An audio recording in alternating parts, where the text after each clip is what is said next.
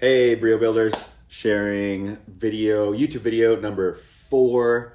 And in this one, I'll share a few updates about Brio and an extended overview on our goals. This is Brio. So first, the naming contest. That's over now.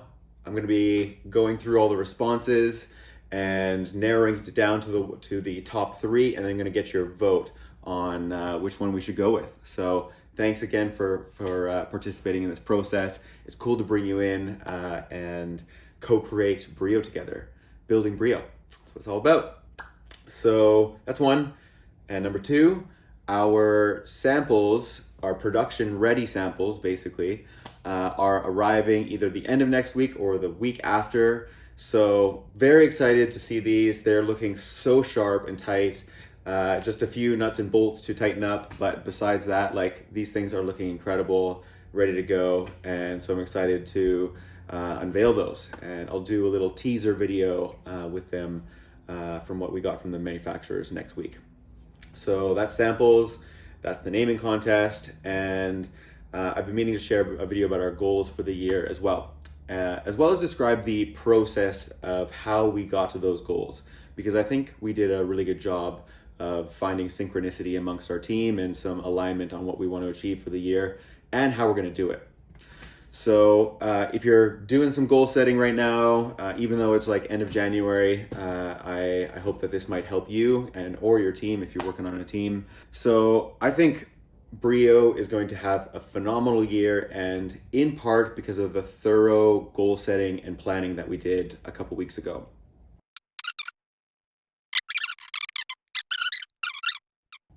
There's a lot of videos and how-to guides and books about goal setting and the importance of it. I think, pulled ideas from people like Tracy and Bob Proctor, some of the OGs, as well as my dad. He's a big advocate for goal setting and this type of process. But I gotta say, a shout out to Colin, because he really led us through this process for Brio. And I'm just going to share about the journey that we went through. We followed number steps, doing things both together as a group and individually. We did start individually, and we took some time each to contemplate what we thought we wanted to get out of the year. We even created, or Colin created a looking back statement for the year. So if we were in January 2026, a paragraph of what we had accomplished. Then we came together over Zoom, and you can do this over Zoom or you can do it in person.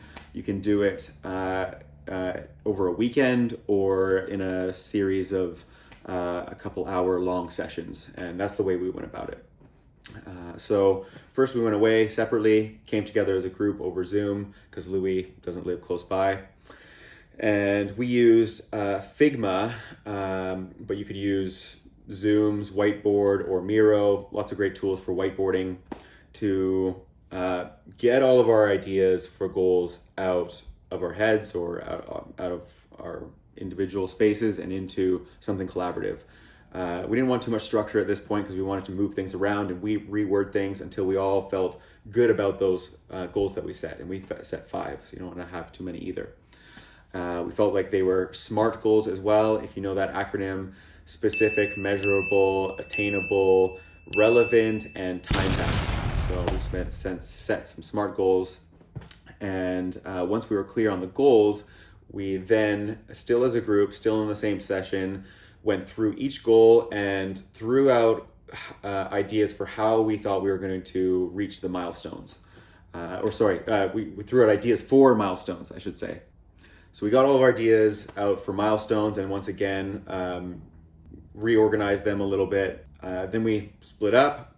Colin took this document and put it in a spreadsheet. So this is where we did enter in or bring in some structure to outline it all. And then we individually put our names beside the milestones that we wanted to take responsibility for, or we had some excitement around or energy for.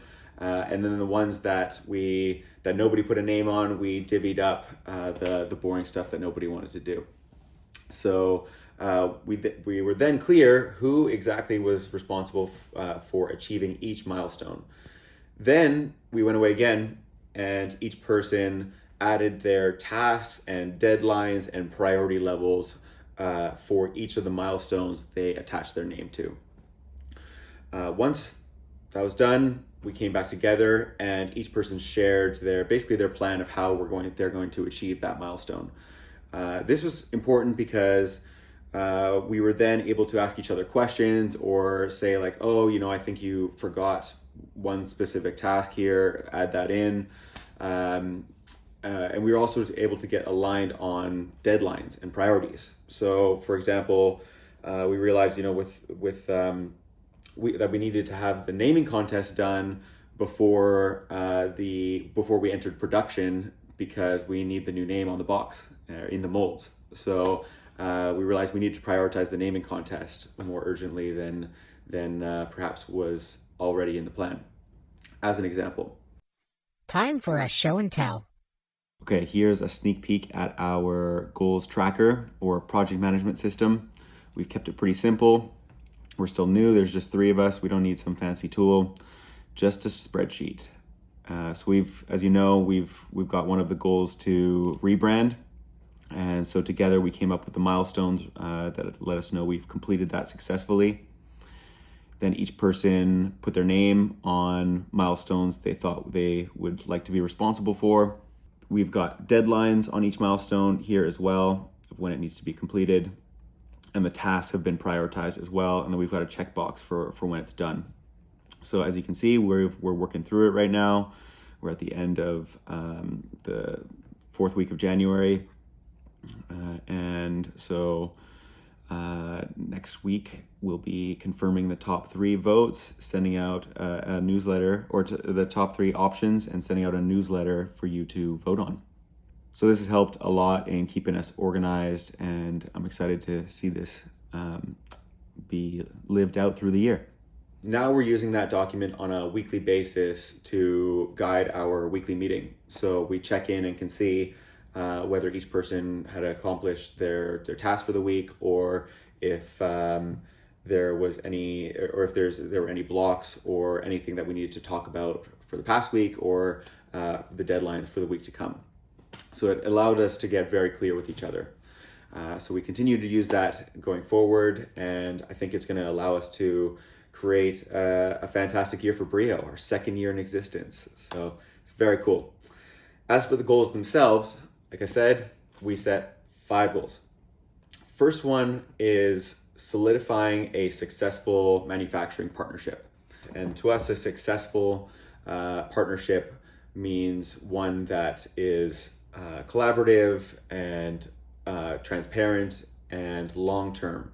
We don't want to jump around from manufacturer to manufacturer. It's going to waste a lot of time. We want to deepen knowledge, wisdom, experience, trust with one over time.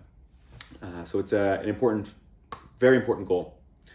Second, we want to finalize our business structure and systems. So that being accounting systems, getting our taxes done, and business insurance, Shopify website, all these little back-end things, as well as setting up or figuring out the optimal business structure for us as 3 Canadians selling products through Canada and the US, and the majority of our products, our customers being in the US. So we got to figure out what is the best business structure for us. Third goal for us, and one that you've already heard about, is the rebranding. So we need to come up with a new name because of the other Brio Outdoors company that exists. They got great products, by the way. Check them out, Breo. And so we need to rebrand. That's going to be wrapped up in the next couple months. So that's a Q1 goal. Fourth here is the successful delivery of quality products to our 450 backers on time. Like the most important goal really for the year. We really want to ensure that we knock this first product out of the park. we want to ensure that our backers are happy and that this is solving a problem that they need, and they're gaining way more value than the cost of the box even as well. So it's critical for us to ensure that we have a quality product delivered on time ahead of the summer, really, so that people can get the most use out of it this year. So far, we're on track for that. So here we go. That goal also relates to the next goal, which is achieve 600,000 in total revenue for 2025, selling another 1,000 Brio kitchen boxes at $5.99. So this one is a bit of a stretch goal for us. With the Kickstarter, we did just over 200,000, and so we think we can triple X that. Talking to other Kickstarter projects and outdoor companies, it seems somewhat reasonable, and yet at the same time, where it's somewhat unknown for us too, and so it's a stretch. This is a big goal, an important goal as well, and a motivating goal because with our Brio Gives Boxes program, we're donating one Brio kitchen box for every 100 that we sell. So that means we'd be able to donate 10 Brio kitchen boxes to organizations that help kids and families get outside, because that's really our mission here, is to help people get outside and choose the outdoors, no matter what financial circumstance somebody is in. Those are our goals and how we set them. I hope this was helpful. If you've got any thoughts about goal setting or our goals specifically, or questions, feel free to add them to the comments. Next week we'll be sending out that poll to get your votes on the new name. Samples coming in a couple weeks too. It's an exciting time for Brio. You'll stay updated through this channel, so hit that subscribe button, and stay tuned. Thank you. This is Brio.